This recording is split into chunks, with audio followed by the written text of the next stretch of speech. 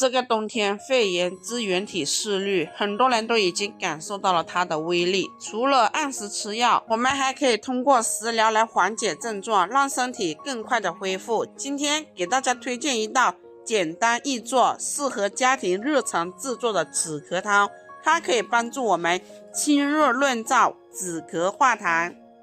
首先准备几根铁棍山药。铁棍山药是具有润肺的功效，它富含维生素，可以滋养肺部细胞，增强肺部的免疫功能。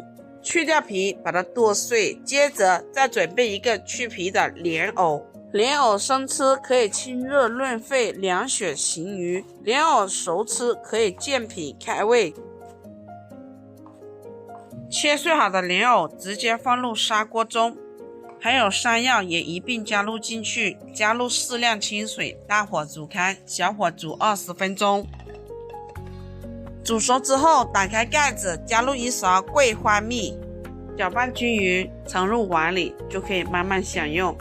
喜欢的朋友不妨收藏起来试一下。我是新妈，如果喜欢我的视频就关注我吧。感谢您观看，下个视频见。